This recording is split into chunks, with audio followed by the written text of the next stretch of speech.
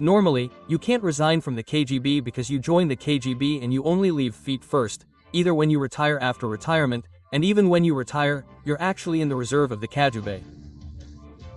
So you can't leave the KGB under normal circumstances. And then there's the weight of secrecy.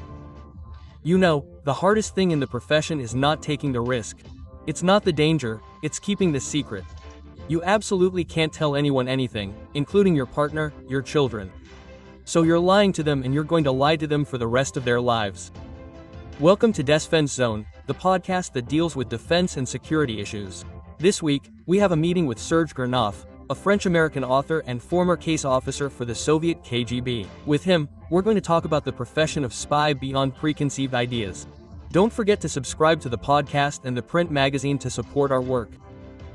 We hope you enjoy listening. Hello, Sergei. Can you introduce yourself? Hello, Fred. My name is Sergei Zhirnov. I am a former senior officer in the KGB, the Soviet intelligence service, and for a year I was also in the new spy service at the SVR of the Russian Federation. All this in the 1990s, just before the fall of the USSR and just after the fall of the SSS. Then I resigned from this service and over the years, I became a writer, a blogger and a journalist in France. I regularly appear on several channels, including on geopolitical and intelligence issues. Indeed, you have written quite a few books. The latest one has just been released or will be released in a few days, L'ombre des légendes. Can you tell us a little bit about it? Explain what you wanted to tell through this book? Indeed, it's my 7th book, to be precise. So The Shadow of Legends at I Company, which was just released on June 5, 2025. So it's very recent. It's an essay, a historical essay, in which I decipher, I was going to say, I tell spy stories, the great spy stories, but in reality I decipher them in my own way, because there are many of these stories, many of them are quite well known, you know, that have been described by others.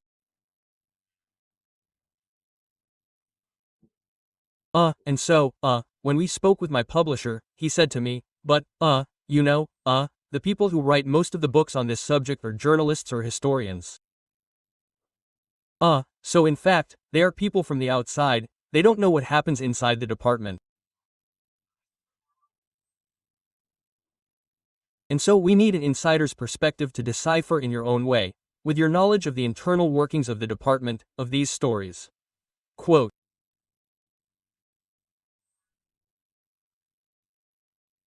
And so that's what this book is. It's a book that consists of 15 chapters that you can read by the way. It's quite unusual because they're not necessarily connected to each other, even if I sometimes give little reminders. And so it's a book that can be read from beginning to end, from end to beginning. You can pick it up in the middle, you can pick it up however you want. It's a book that you can leave on the table, drag around for months, and then come back to bit by bit throughout the summer, on the beach, on trains, and so on. There you have it. And then, for me, it's a return to my first job, which is my old job, because my first job, I did a lot of things. And so, my first training was in international economics, because I went to a school called OMGIMAO, which is the Moscow Institute of International Relations, under the authority of the Ministry of Foreign Affairs. So, I was trained to be an international economist, worked in Soviet foreign trade, and then I went wrong and became a spy. When you say, wrong, in a joke, what motivated you to embark on this path of espionage? Well, first of all, it was romanticism because that you know, we read in, at that time, we lived under the Cold Guard. In fact, I was a child born in the Soviet Union behind the Iron Curtain. So, stories about spies were the stories that were talked about a lot in the 1960s, 70s, and 80s. So there was this romanticism that we had in the Soviet Union, we had a lot of films that dealt with that dealt with these stories, Unfortunately not the James Bond films, because the James Bond films were on the Western side and we didn't really have access to that Western culture.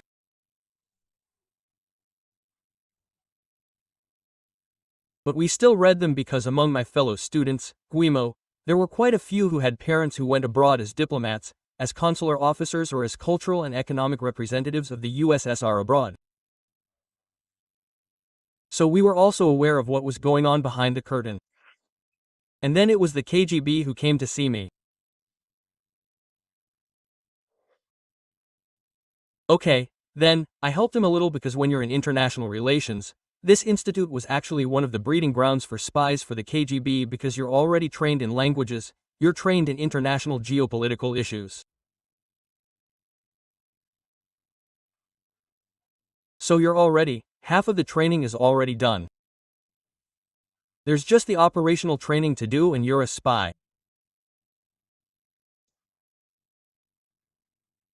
And so the KGB took a lot of its executives from this field and from other institutes like the Moscow Institute of Foreign Languages or the University of Moscow in the linguistic or geopolitical faculties.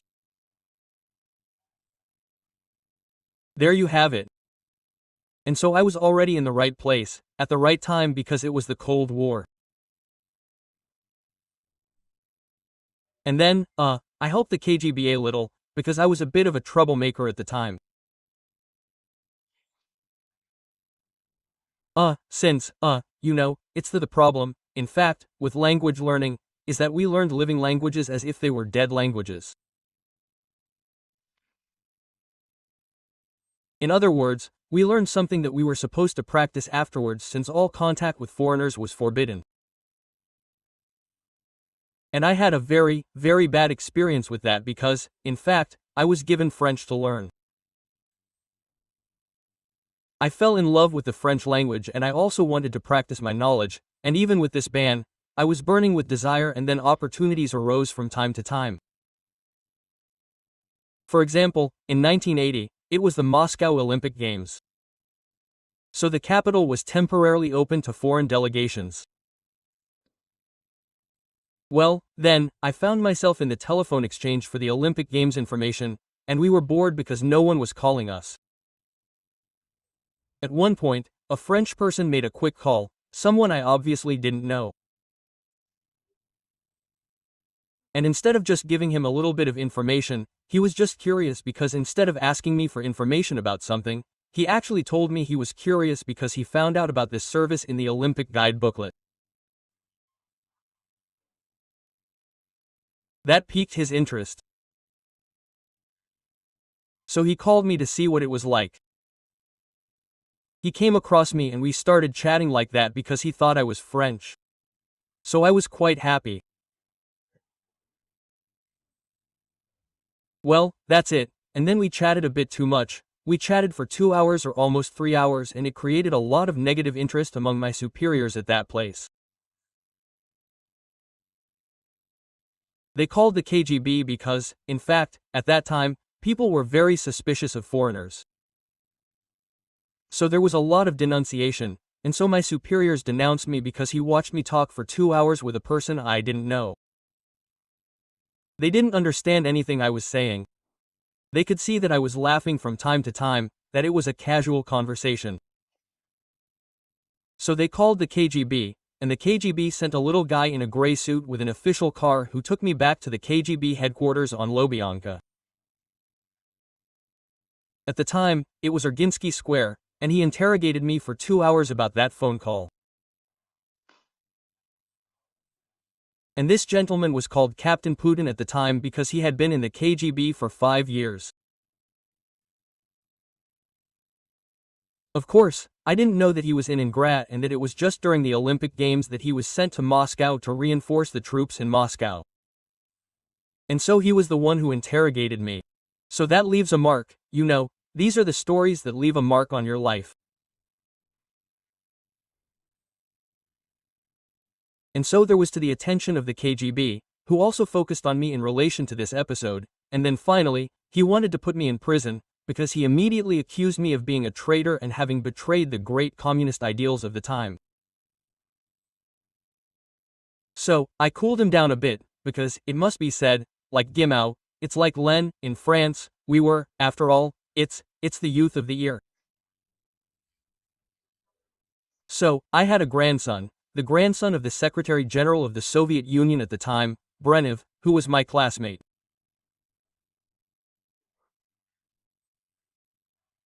And so I found a trick to cool down the young Putin's ardor to put me in prison.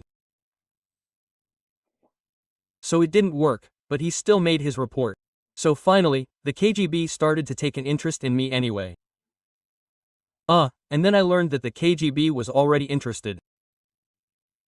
I was already in the KGB's sights because it actually started quite early. They conduct a fairly thorough investigation as soon as students enter university. As soon as they spot people who have special talents.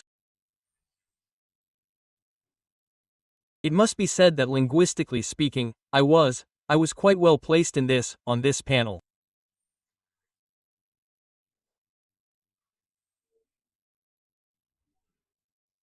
And then, well, I lost my temper 6 months later because I started listening to France Inter and Radio France International, to immerse myself a little in French culture and news behind the Iron Curtain.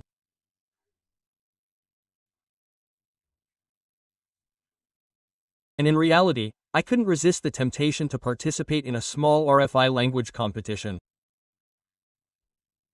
So, I sent a telegram to Paris from the closed city of Zaliagrad where I lived. It was the Soviet Silicon Valley, by the way, which was absolutely closed to foreigners. And that once again attracted the attention of the KGB because this time, the local KGB thought I was a French spirit. They didn't understand why I sent coded words to Paris via telegram. For our young listeners, they don't even know what a telegram is. You know, they're little messages, like text messages, but before, they were sent by post, by mail, and by Morse code. And so, the KGB simply came to question me once again. And then, they understood that I was eager to apply my linguistic and geopolitical knowledge in practice, and so they offered me a job for them. How long did you serve in the Soviet intelligence service? Officially, I joined in 1984. And I resigned in 1992. So that's 8 years or almost 9 years. So that's not a lot, but you also have to count the entire procedure before joining. So that's from 1981. So that's almost 11 years that I was in contact with this service. And you arrived in France at the beginning of the 2000s. Is that right?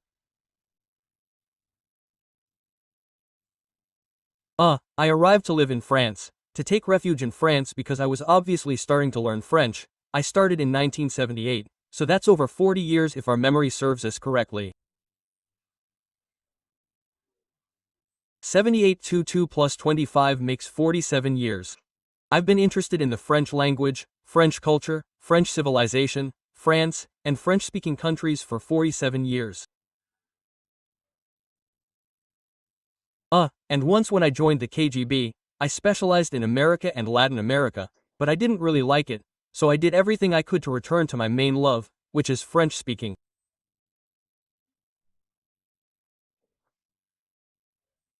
And I started traveling to France in the late 80s. Well, that was well before the 2000s. Okay. And of course, the big mission I came for in 1991, which lasted until 93, was to infiltrate the ENAT on behalf of the KGB. Okay, can you tell us a bit about it, how it happened?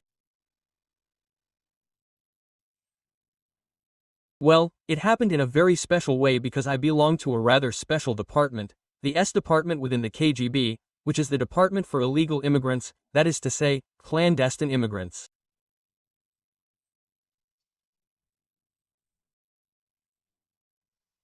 And normally, the KGB saw me in the role of one of those illegals, you know, who, in the news, the latest news, You remember that couple in Slovenia who were playing Argentinians and whose children didn't even know that their parents were spies?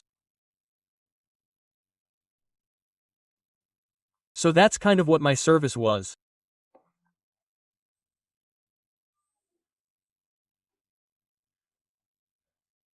But hey, times were changing and making up the legend of a foreigner was quite expensive and we were starting to have other niches to work on.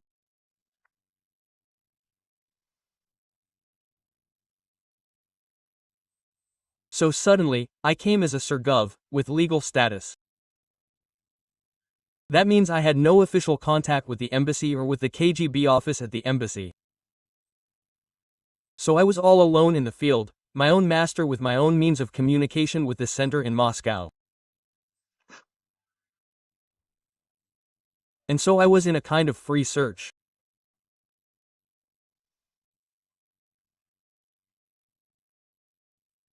I was looking at how I could find a way to legalize myself in France, to find interesting targets.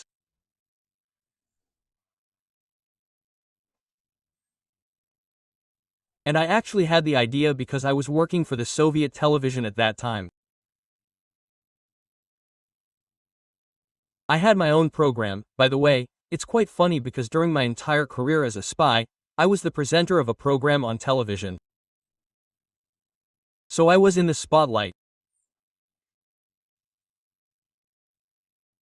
But that also served as an excellent cover because apparently no one suspected the reality of this cover because in reality the best cover is the real one. That means when you're a real journalist, when you're not pretending to be a journalist, but when you're a real journalist, well, it's perfect. When you're a real businessman or a real diplomat, it's perfect. And so, with this journalistic coverage, I came to Paris. I was prospecting for documentaries on France, and I had the idea of going to see the management of the INA, simply to do a report on this school, a breeding ground for senior executives of the French Republic, which has produced 4 presidents of the Republic. Well, at the time, there were 2, Chirac and Giscard, but since then there have also been François Hollande and Emmanuel Macron who have taken this position. So, in a way, I still identified this school as a very interesting target for the KGB, because, indeed, this school still trains, even if it has changed its name and even if Emmanuel Macron, a narc, in fact, did everything to destroy it in its old form.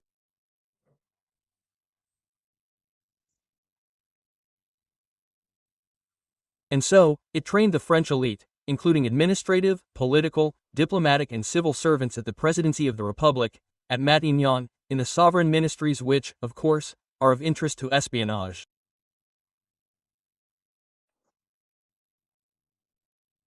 And I found a way to go and see them, to question them, to interview them, and in fact to make it so that they were the ones who were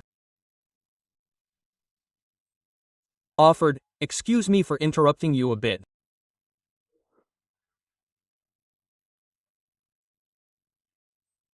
And so it was they who actually offered me to become the first foreign Soviet student because until 1991, Soviets were not admitted to the long cycle of foreigners at Leonard.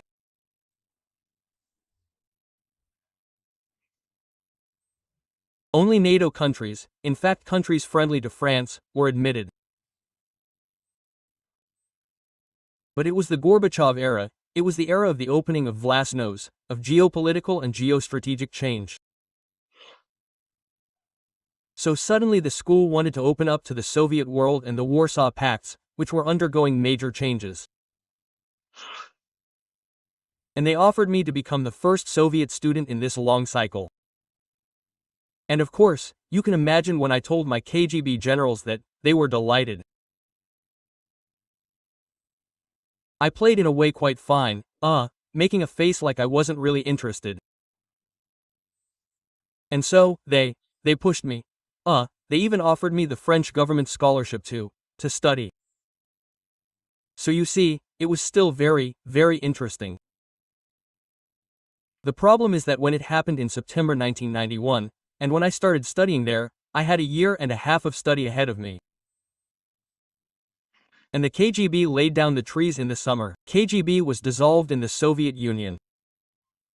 The Communist Party was banned on the territory of the Russian Republic by the new President Yeltsin.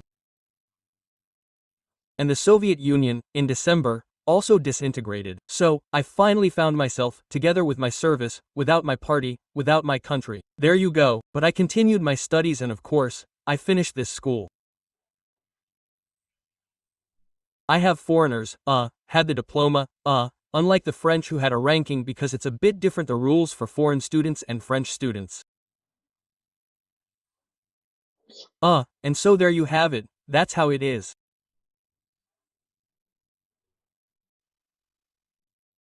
And then, as the situation changed, new Russia came on the scene. I preferred to resign since the conditions changed and freedom finally came.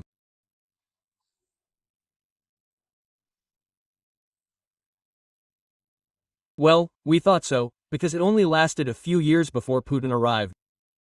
And how do you resign from the KGB? Was that something, by the way, at that time, didn't that scare you a little? Didn't you say to yourself, watch out, what am I doing? Aren't there risks in doing this? Quote. Normally, you can't resign from the KGB because you joined the KGB and you only leave feet first, either in retirement after retirement, and even when you're retired, you're actually in the KGB reserve. So you can't leave the KGB in normal times. But, as I said, those were no longer normal times. There was a very profound change in Soviet society with the arrival of Gorbachev in 1985. And the KGB was also forced to change. So that's something that prepared this possibility.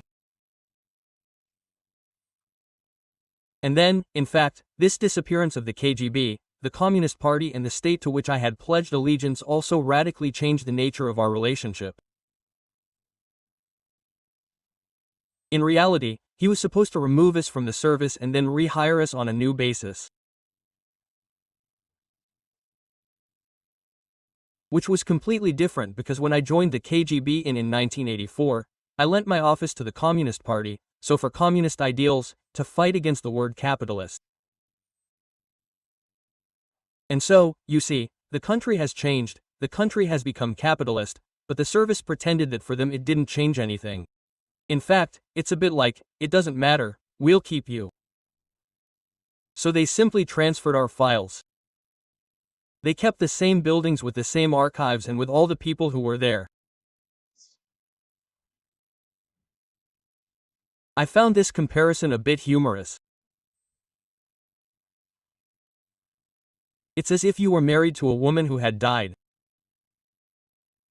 Her sister came and said, well, since it was my sister who died, now you're married to me. And that's what they wanted to do. And then, I told him, well no, we passed in front of the mayor with a certain person and it's not because she died that her descendants or her sisters automatically take her place and she has to go back to the mayor if she has to marry again.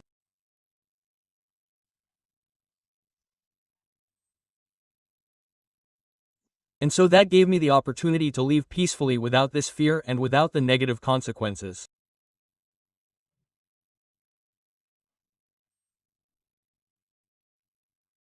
And the last thing that also worked in my favor in this story was that the service was afraid of the transition to freedom and normality in the country.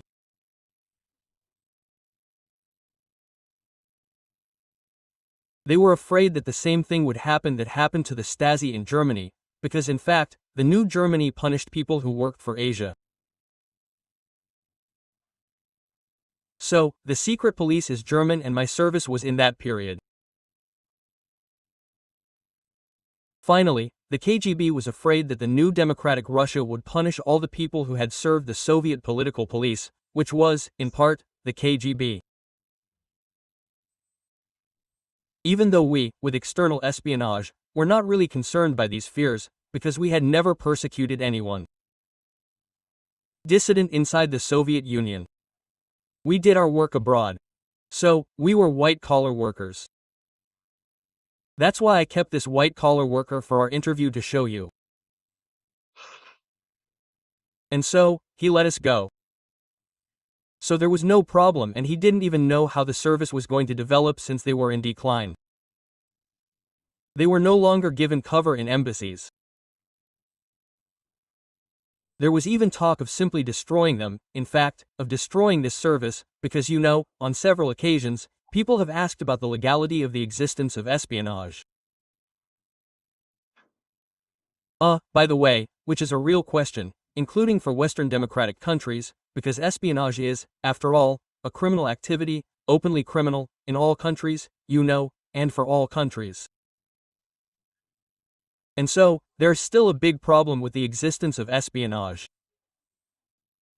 When you advocate democracy and freedom for citizens, and then, at the same time, you have a service that is doing the dirty work, that is incurring the dirty costs.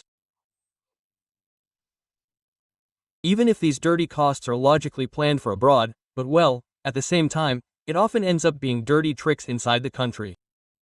There you go, but the result of the race was 192, so they let me go. After that, it took them 3 years before they got back on their feet a little bit. And then, well, they came back to me and said, well, now, it's a new service that is stabilizing, and we would like to get all the old ones back, because you have cost us a lot in training, and you are valuable operational elements and therefore, and valiant. And so, we don't want to waste this reserve. And then, I didn't want to, and so, that actually caused quite a few problems for me afterwards. And the danger came later, so, because I resisted this invitation, which seemed polite but in reality was not, and so the pressure that was being exerted on me began to build. And so, I was forced to play, to use every possible means imaginable to avoid going to prison. And in the end, it ended with me falling out with my department and being forced to leave Russia, into exile. And I took refuge in France. And France, by the way, when I came to France to seek asylum, they laughed at first, saying, a spy who infiltrated NASA is now seeking the protection of the country he infiltrated. That's pretty funny. But anyway, after that, we chatted a bit, and they also understood that the situation was completely different from the one we experienced in the late 80s. There you have it, and so I became a political refugee in France. Because at that time when you arrive at the French embassy, you clearly say, I'm a KGB spy and I want asylum, and you tell me what you did before. That's it. Oh no, it was more subtle anyway. No, at that time, I traveled a lot in France. I had a fixed-term loan, so I had the right to come to France if only to live in the place that belonged to me as the owner. And so, in reality, I came to France and from within the country, I submitted the application. So I didn't go to the embassy because in my opinion if I had gone to the embassy, they would have told me, no, we don't want you. Well, after that, there still had to be an investigation by OFRA, which refused me this status, and then I appealed and, I won the appeal. There you go. And the French spy services, the DGSE, they didn't have a ticket at that time. Well, they didn't say, wasn't he still a spy or did you not have access to a file on you, that kind of thing. It wasn't that obvious to them. Well, among the French services, it wasn't the DGSE that was the first one that was concerned at that time, it was rather the DST, that is to say, counter-espionage and not French espionage. And so, well, the dispute, of course, came to do an investigation into me. So there were debriefings to make sure that it wasn't a trick by the new Russian spy service to infiltrate France again but in another way.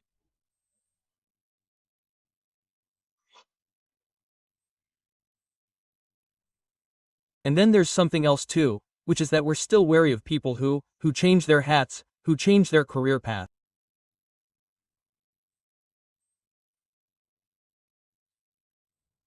So, I never had an offer from either the DGSI now, which replaced the DST, or the DGSE to return to operations, or to counterintelligence, or to espionage. And especially there's something else too. They understood that if I had resigned from the KGB in '92, it was precisely because I didn't want to be a spy anymore. I wanted to have the normal life of a journalist and now a writer. That's it. And so I didn't want to go back either, even to the countries that welcomed me. And so no, that went relatively well and it's going relatively well. So he's not trying to use my skills either. Which surprises a lot of people like you who interview me because they're convinced that once you have the skills, all the other countries will use them.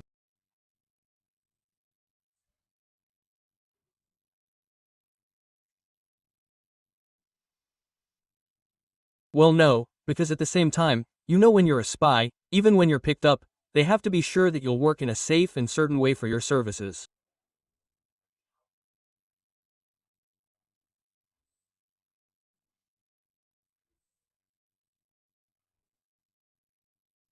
And regarding the old ones on the other side, there's always a little doubt that remains and, well, when in doubt, he prefers not to do it, even if the training would have given better results than for an average Frenchman.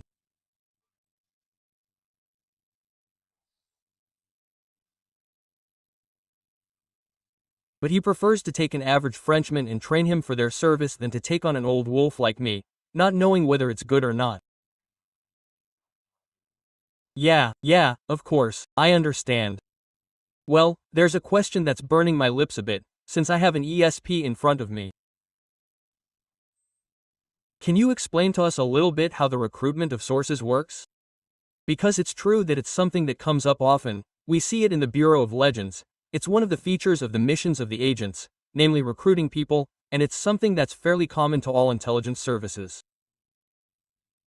You've written extensively about comparisons with the CIA and the DGSE, and you were also able to talk to one of our guests, Olivier Moss, who also talked about this on the podcast. You've shown that there are similarities and, but also some subtleties. I think you also talk about it in your book, the acronym for, to explain how we recruit people. Can you tell us a little bit about it? Well, basically, the methods of espionage are the same all over the world. You know, it's like love, you know. We can have different skin colors, come from different countries, but we make love in the same way. And so hope is exactly the same thing. So, for the recruitment of officers and agents, it's pretty much the same approaches, pretty much the same recruitment bases.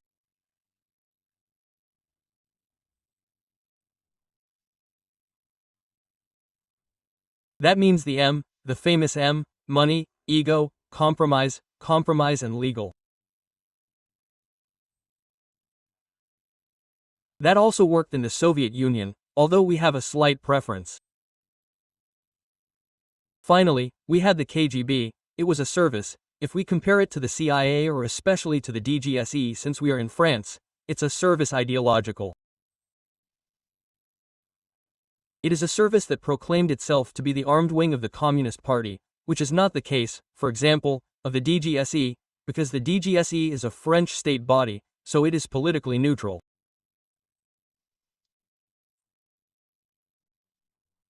That means working for the national interests of the French Republic, regardless of the political color of the current leadership at the Élysée Palace, Avignon or the Ministry of Defense. So that means that the Minister of Defense can be a socialist, a member of the RPR, or even a member of the National Front, or a member of the National Front, or a member of the National Front. In fact, the DGE will remain and will conduct its operations according to the national interests of France. For the Soviet Union, it was different. It was truly an ideological armed wing, meaning the communist struggle for world conquest.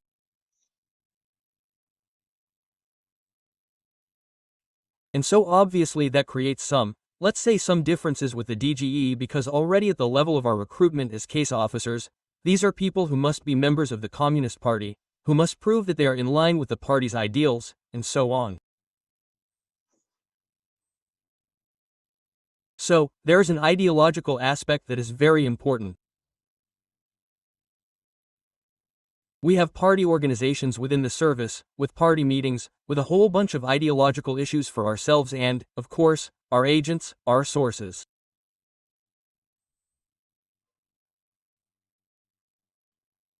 We also recruit them, we give priority to the ideological basis of reconnaissance, since we also believe that people who share our vision of the world, will better serve the goals of the organization. And so that is the main difference, if you like, between the Western services and the Soviet service. Even if in the Western services they were often more or less anti-communist, That means that we recruited the officers, the agents, also to counter this threat from the Soviets and the para-Soviet countries of the time. So there was still a slightly anti-Soviet connotation in the services because there was a Cold War struggle. So, during the Cold War, there were two trenches. In one trench, there was communism, in the other trench, by definition, there was capitalism and therefore a different ideology. There you have it. But for the rest, technically, it's almost the same thing. So, in training and in operational work in the field, it's almost the same thing. By the way, it's quite funny, because with Olivier, and with another agent, a case officer of the DGSE, with whom I wrote the KGB DGSE, two spies facing each other, François Veroux, when we were chatting, we had the impression, in fact, of being brothers in arms, in fact, of being colleagues, so much so that we were talking about the same thing, we understood each other.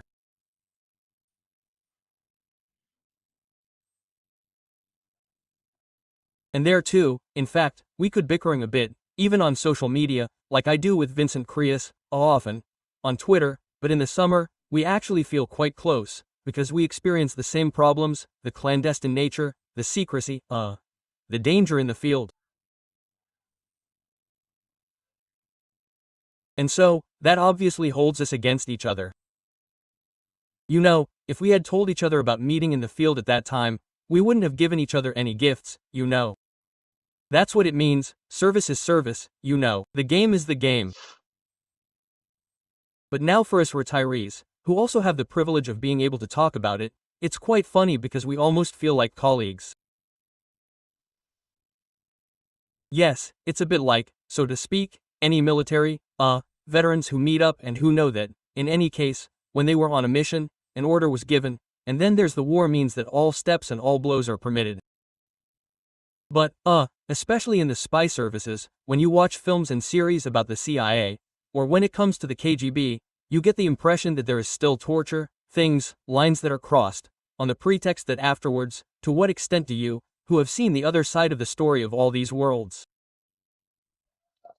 Aren't we also a bit misled by the storytelling, the propaganda in the impression seen from France that the DGSE will never torture while the CIA will? Isn't there too much of the concept of compromise used by is it close or far from these preconceived ideas? There are a lot of preconceived ideas.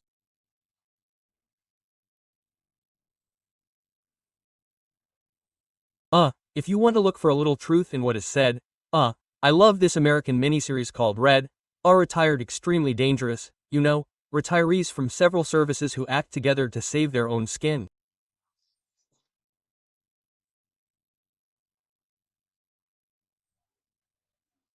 And so that's kind of it.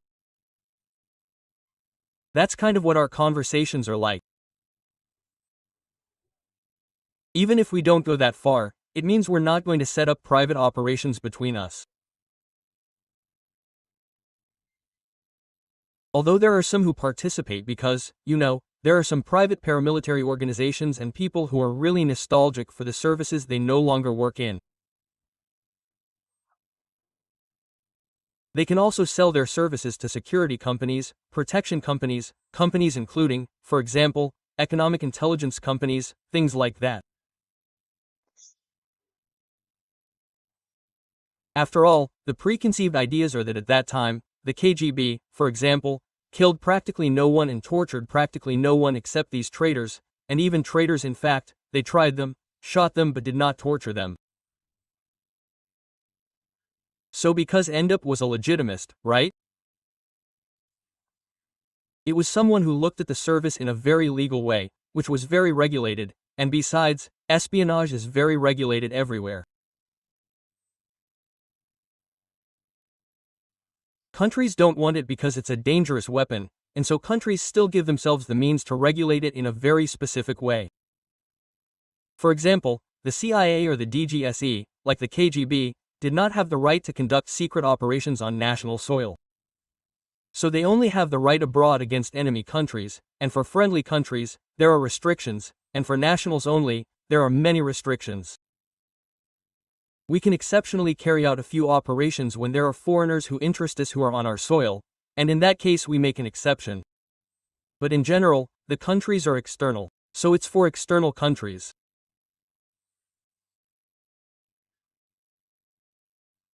And so, you see, it's already something that differs greatly from spy films, spy novels, in which, for example, in the United States, the CIA is said to be plotting against the presidents of the United States, things like that, with evil billionaires, like Elon Musk, or Pavel Durov on the Russian side.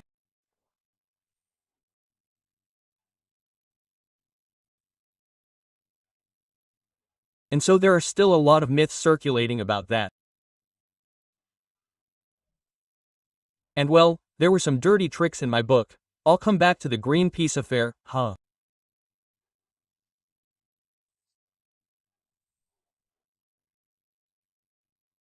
The Greenpeace affair, after all, is an affair where, the high French authorities who did not take responsibility, who never took responsibility, until now, because there's Laurent Fabius who has just left his position as head of the Council Constitutional. He never assumed in his political life the existence of espionage, and even if he did so, in 1985, in fact, it was practically him who gave the names of the French intelligence officers who were involved in this operation, which was a betrayal by the politicians of the secret services, and so, I am quite ruthless about that, and I am convinced that the intelligence officers, those who are now in the service, understand very well what I am saying, because they are afraid that the politician who gives them orders will abandon them later.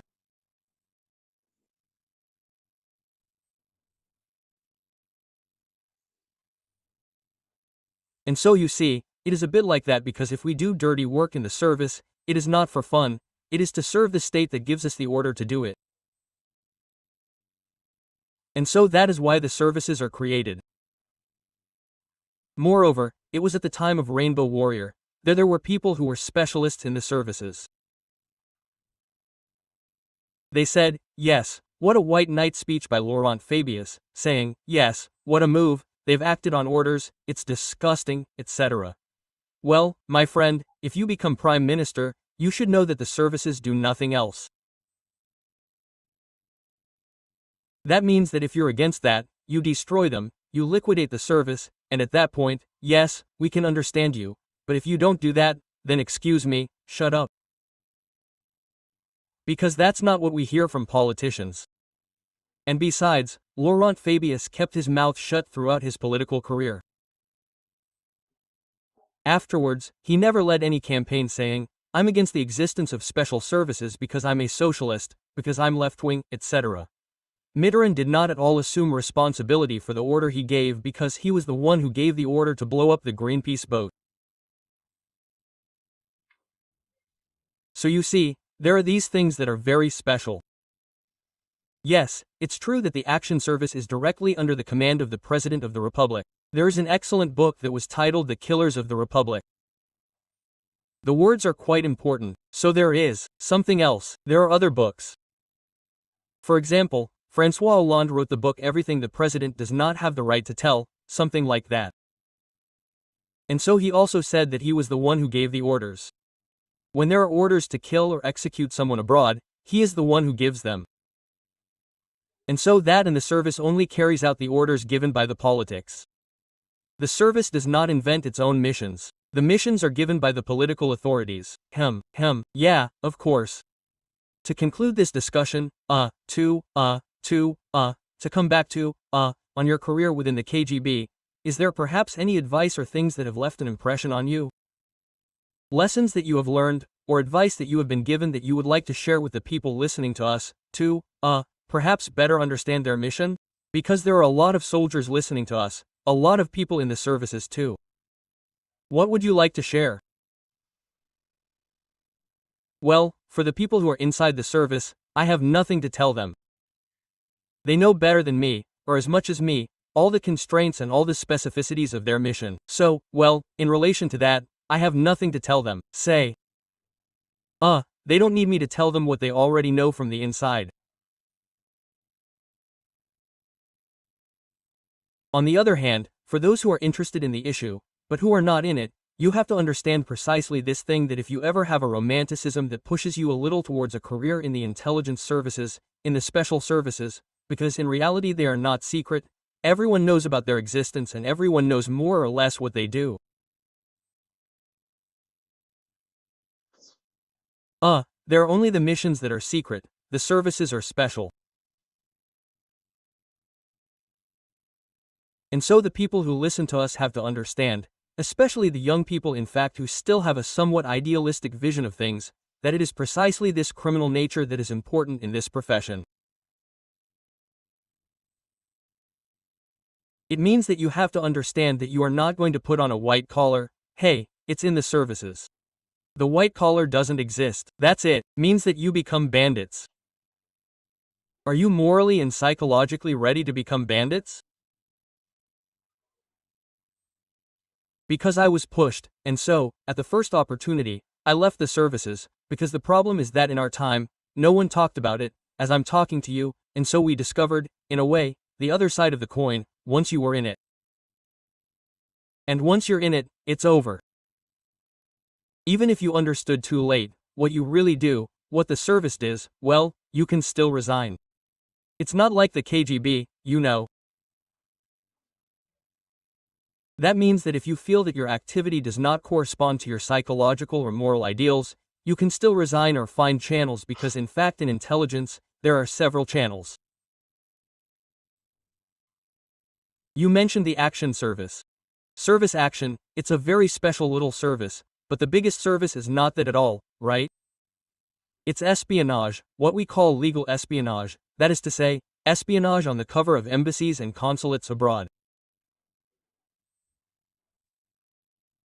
You play diplomat or not, you don't necessarily do dirty tricks, you don't kill anyone, you don't torture anyone, you recruit foreign sources for information.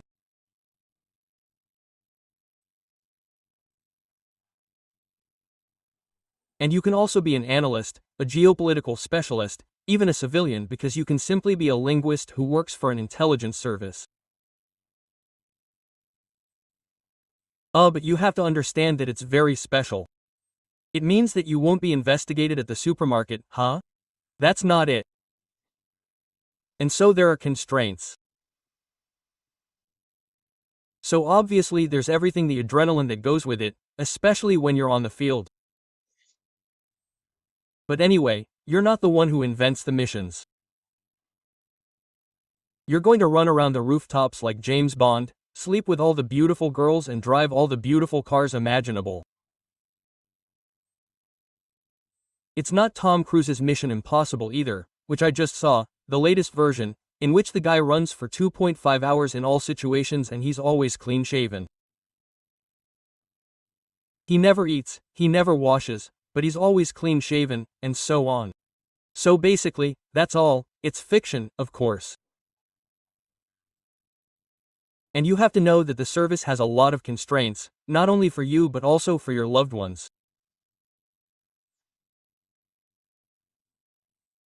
So you have to think about your partner and your children, because that's why I told you about this Russian illegal couple who, in their dirty profession, as bandits and criminals, have trained the innocent children who were theirs, who didn't even know they were Russians. They were convinced that they were brave people, and it's not the first time.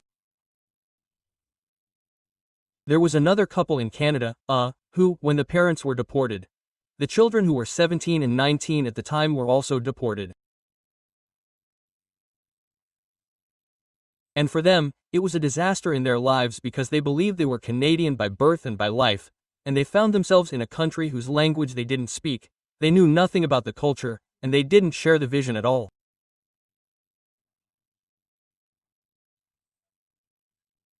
They also sued the Canadian government, and I think one of them won the case and was given the right to return to his country, which he believed was his, and not to the country of his parents, who were behaving irresponsibly. So in fact, all of this is because, and then there's the burden of secrecy. You know, the hardest thing in the profession is not taking the risk, it's not the danger. It's keeping the secret. You absolutely can't tell anyone anything, including your partner, your children. So you're lying to them, and you're going to lie to them for the rest of their lives. I'm in an extraordinary situation. That's why I use it so often and with such delight, because I have the opportunity to talk about it, because I've completely cut ties with the service, we've fallen out with the service, and so, as a result, I have no obligation, no duty of confidentiality, because every soldier who is in the service has an absolute duty of confidentiality and an absolute duty of state secrecy. And if you don't respect that, you risk 20 years in prison in France. And so people like Olivier Masse and François Verroux, you can count on them. Fingers of the hand. They are privileged people, to whom the service has more or less given this privilege to tell a little, but not much. They never tell their true stories.